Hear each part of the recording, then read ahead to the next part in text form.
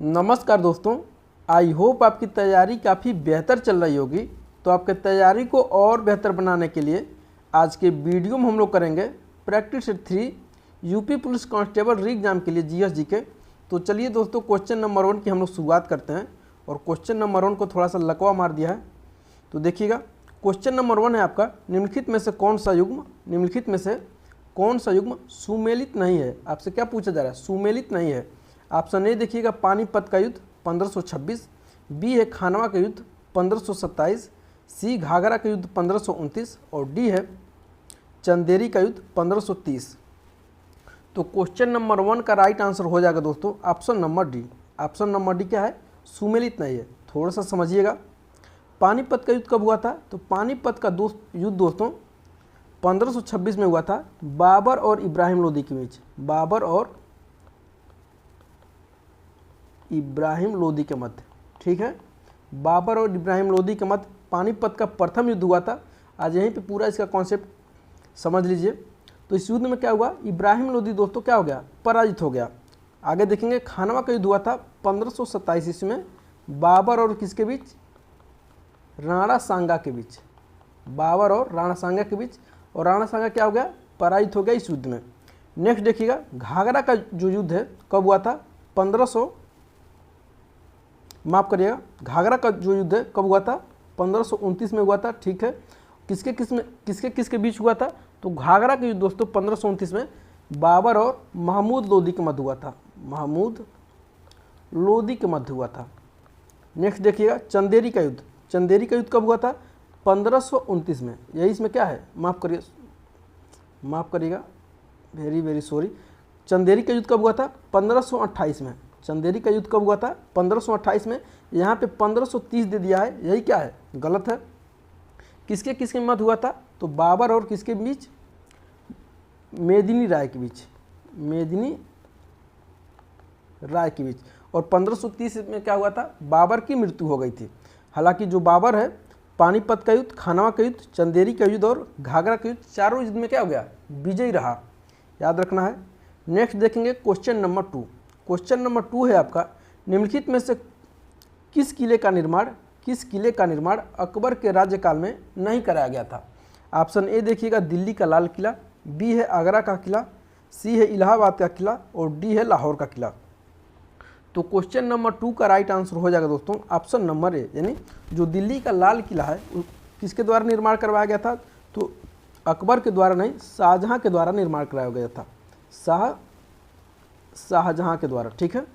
बाकी आगरा का किला, इलाहाबाद का किला और लाहौर का किला, इन तीनों किले का निर्माण अकबर के राज्यकाल में करवाया गया था। यहाँ से पूछा क्या जा रहा है? नहीं पूछा जा रहा है। तो राइट आंसर क्या हो जाएगा? ऑप्शन नंबर ए, यानी आगरा का किला, माफ करिएगा दिल्ली का लाल किला।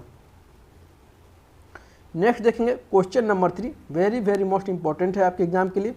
देखेंगे, वायुमंडल के अधोलिखित मंडलों को उनके पृथ्वी के धरातल से, कहाँ से? पृथ्वी के धरातल से बढ़ती दूरी के अनुक्रम में व्यवस्थित कीजिए और नीचे दिए गए कूट से सही उत्तर का चयन कीजिए। दिया है तापीय मंडल, क्षोभ मंडल, समताप मंडल और मध्य मंडल। ये हम लोग का क्या है? ये हम लोग का पृथ्वी है। ये हम लोग का क्या है? पृथ्वी है, हरे पेड़ पौधे हैं पृथ्वी पे। तो पूछा क्या जा रहा है आपसे? इसके बाद से कौन मंडल आएगा, उसके बाद कौन मंडल आएगा, उसके बाद कौन मंडल आएगा और उसके बाद कौन मंडल आएगा? तो सबसे पहले क्या आ जाएगा दोस्तों? क्षोभ मंडल। क्षोभ मंडल। उसके बाद से क्या आ जाएगा? समताप मंडल। उसके बाद से मध्य मंडल। उसके बाद से ताप मंडल, ठीक है। बस मैच कर देना है। सबसे पहले कौन आएगा? क्षोभ मंडल 2 आएगा। उसके बाद देखिएगा समताप मंडल 3 आएगा। उसके बाद देखिएगा मध्य मंडल, उसके बाद ताप मंडल। तो सबसे पहले दो यानी क्षोभ मंडल। उसके बाद देखिएगा समताप मंडल 3। तो कहाँ पे मिल रहा है? 2 3 यहाँ पे मिल रहा है, 2 3 यहाँ पे मिल रहा है। उसके बाद से कौन सा आएगा? मध्य मंडल आएगा तीसरे नंबर पे, तो 4 आ जाएगा। उसके बाद से 1 आएगा सबसे लास्ट में। तो देखिएगा option number D right answer इसका क्या हो जाएगा? ऑप्शन नंबर डी सही हो जाएगा। मैं आशा करता हूँ कि समझ में आ गया होगा। नहीं समझ में आया होगा तो एक बार और आराम से देखिएगा, समझ में आ जाएगा। आगे देखेंगे क्वेश्चन नंबर 4। ये ज्योग्राफी से है, थोड़ा सा आपके लिए टफ हो सकता है, लेकिन कोई नहीं, इसको करेंगे। क्वेश्चन नंबर 4 है, सूची 1 को सूची 2 से सुमेलित कीजिए तथा नीचे दिए गए कूट से सही उत्तर का चयन कीजिए। एक साइड दिया है जनजाति और दूसरे साइड दिया है राज्य, यानी कौन सी जनजाति किस राज्य में पाई जाती है यह आपको बताना है। देखिएगा टोडा जनजाति, लेप्चा जनजाति, बिरहोर जनजाति और गारो जनजाति। तो देखिएगा टोडा जनजाति का संबंध किससे है, तो टोडा जनजाति का संबंध हो जाएगा दोस्तों तमिलनाडु से। टोडा का संबंध किससे हो जाएगा, तमिलनाडु से। लेप्चा का संबंध देखिएगा, लेप्चा का संबंध दोस्तों सिक्किम से हो जाएगा। बिरहोर का देखिएगा, बिरहोर का हो जाएगा आपका झारखंड से। और गारो का हो जाएगा दोस्तों मेघालय से। बस मैच कर दीजिए इससे। ए में देखिएगा 3, तो ए में 3 यहाँ पे है और यहाँ पे है, बस रुक जाते हैं। बी में देखिएगा 1, तो सिर्फ 1 यहाँ पे है, बाकी और कहीं नहीं है। तो इसके आधार पे क्या हो जाएगा, ऑप्शन नंबर भी सही हो सकता है। ठीक है, बस पूरा को मैच करना है हम लोगों को। बिरहोर देखिएगा झारखंड में। सी में देखिएगा 4, सी में कहाँ पे 4 यहाँ पे है, यहाँ पे है। और डी में देखिएगा मेघालय, माफ करिए गारो का मेघालय हो जाएगा। तो डी में कहाँ पे हो जाएगा 2 कहीं नहीं, चारों मैच होना चाहिए। और ऑप्शन नंबर बी में चारों मैच हो रहा है। आगे देखेंगे क्वेश्चन नंबर 5। क्वेश्चन नंबर 5 है आपका, भारत के राष्ट्रपति की अनुपस्थिति में यदि उपराष्ट्रपति उपलब्ध नहीं है, यानी भारत का क्या है, राष्ट्रपति उपलब्ध नहीं है, माफ करिएगा अनुपस्थित है, और उस समय क्या है उपराष्ट्रपति भी उपलब्ध नहीं है, यानी वो भी किसी काम से बाहर चला गया है। इन दोनों के न रहने पे क्वेश्चन में आपसे पूछा जा रहा है कि राष्ट्रपति की तरह निम्नलिखित में से कौन कार्यभार संभालेगा, या कौन आदमी है वो कार्य कर सकता है राष्ट्रपति की जगह पे। इन दोनों मौजूद नहीं है, राष्ट्रपति और उपराष्ट्रपति दोनों नहीं है। तो ऑप्शन ए देखिएगा भारत के प्रधान न्यायाधीश, बी है लोकसभा के अध्यक्ष, सी है प्रधानमंत्री और डी है भारत के महान्यायवादी। तो क्वेश्चन नंबर 5 का राइट आंसर हो जाएगा दोस्तों ऑप्शन नंबर ए, यानी भारत के प्रधान न्यायाधीश क्या करते हैं, राष्ट्रपति और उपराष्ट्रपति के न रहने पर क्या करते हैं, राष्ट्रपति की जगह पे राष्ट्रपति का जो कार्य का संचालन करते हैं। आगे देखेंगे क्वेश्चन नंबर 6। क्वेश्चन नंबर 6 है, भारत के राष्ट्रपति को महाभियोग द्वारा हटाने की प्रक्रिया निम्नलिखित में से किस अनुच्छेद में वर्णित है। ऑप्शन ए देखेंगे अनुच्छेद 53 में, बी है 61 में, सी है अनुच्छेद 74 में और डी है, थोड़ा सा मिस्टेक हो गया, डी कुछ भी लिख लेते हैं, राष्ट्रपति से संबंधित 64 ही कर देंगे। तो क्वेश्चन नंबर 6 का जो राइट आंसर हो जाएगा दोस्तों ऑप्शन नंबर बी हो जाएगा, यानी जो राष्ट्रपति को हटाने का जो महाभियोग का प्रक्रिया है दोस्तों अनुच्छेद किस में है, अनुच्छेद 61 में है।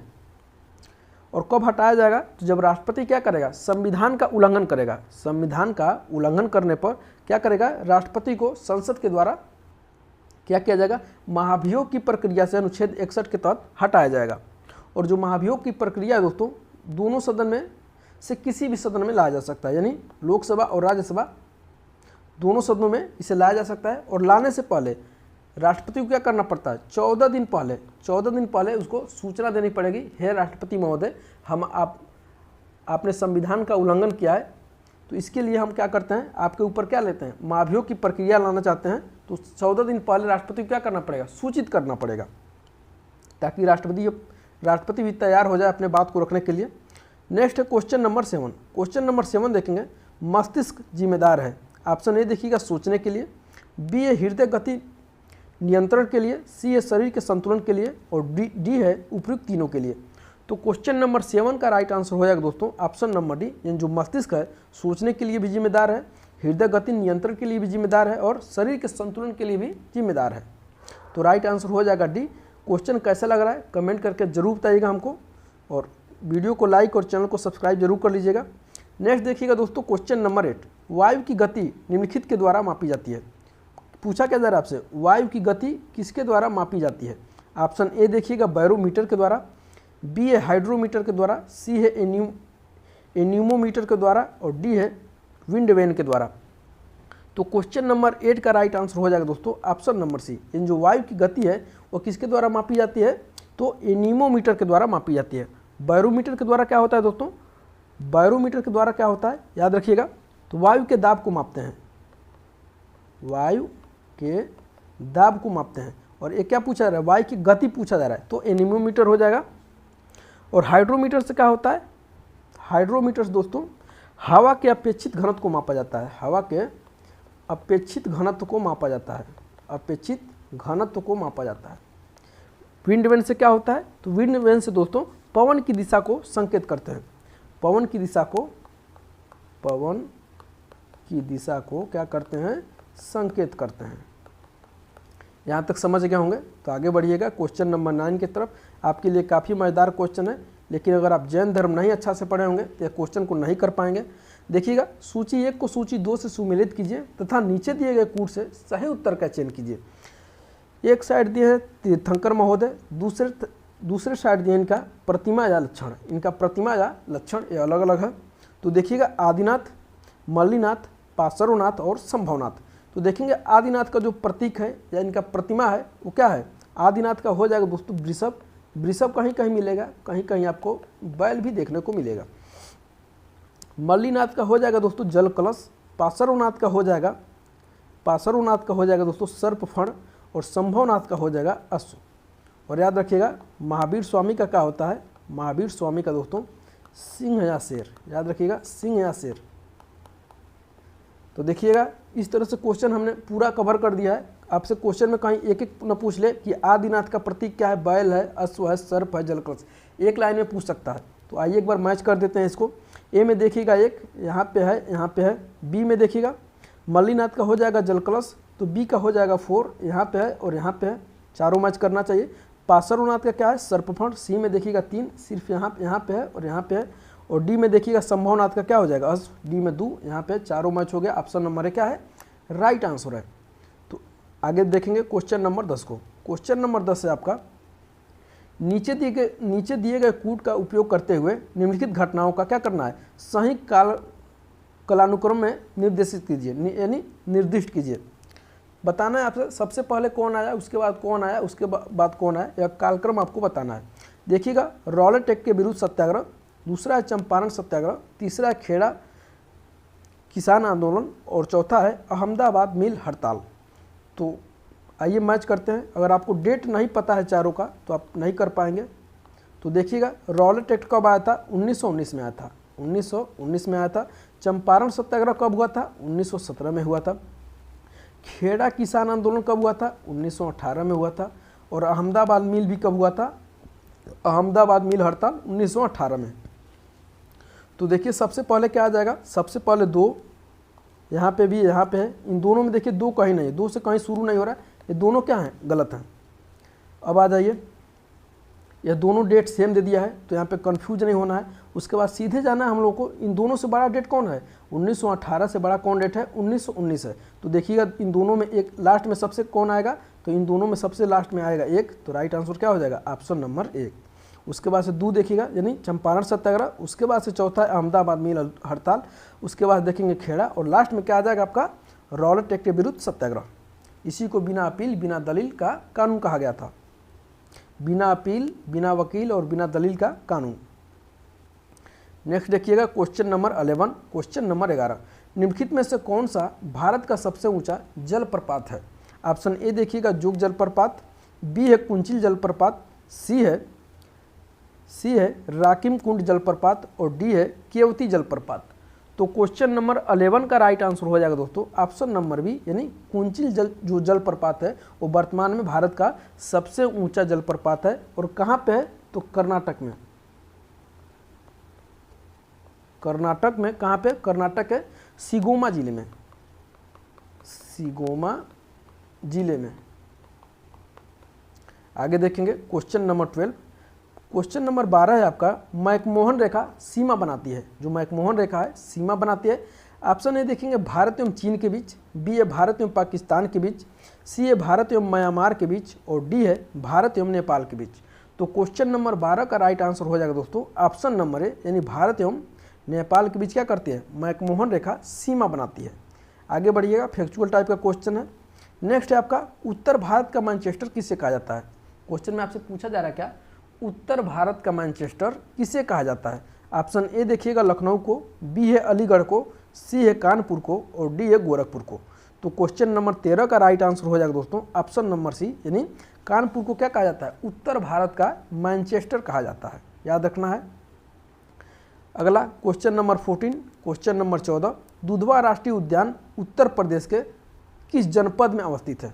ऑप्शन ए देखिएगा सीतापुर में है, बी लखीमपुर खीरी, सी पीलीभीत और डी है बहराइच। तो क्वेश्चन नंबर 14 का राइट आंसर हो जाएगा दोस्तों ऑप्शन नंबर बी, यानी लखीमपुर खीरी में क्या है? दुधवा राष्ट्रीय उद्यान है। Next question number 15। Question number 15, निम्नलिखित में से कौन सा जिला एनर्जी कैपिटल ऑफ इंडिया के नाम से जाना जाता है? निम्नलिखित में से कौन सा जिला एनर्जी कैपिटल ऑफ इंडिया के रूप में जाना जाता है? ऑप्शन ए देखिएगा सोनभद्र, बी है गाजीपुर, सी है बाराबंकी और डी है चंदौली। तो क्वेश्चन नंबर 15 का राइट आंसर हो जाएगा दोस्तों ऑप्शन नंबर ए, जो आपका सोनभद्र जिला है वह एनर्जी कैपिटल ऑफ इंडिया के नाम से जाना जाता है। यहाँ पे क्या मिलते हैं, बहुत ही यहाँ पे सर्वाधिक मात्रा में क्या मिलते हैं, खनिज मिलते हैं। तो कैसा लगा आज का क्वेश्चन, कमेंट करके हमें ज़रूर बताइएगा और इस वीडियो को अपने दोस्तों के साथ ज़्यादा से ज़्यादा शेयर करिएगा। एक छोटी सी रिक्वेस्ट है, आप अभी तक हमारे चैनल को सब्सक्राइब नहीं किए हैं तो सब्सक्राइब कर लीजिएगा, ताकि इसी तरह से मज़ेदार क्वेश्चन हम आपके बीच लाते रहेंगे। और जीएस रीजनिंग और हिंदी, ये तीनों का यानी तीनों सब्जेक्ट का भरपूर यानी पूरा कोर्स कंप्लीट कराएंगे जब तक कि आपका एग्ज़ाम नहीं हो जाता है। और मिलते हैं दोस्तों अगले वीडियो में, तब तक के लिए बहुत बहुत धन्यवाद।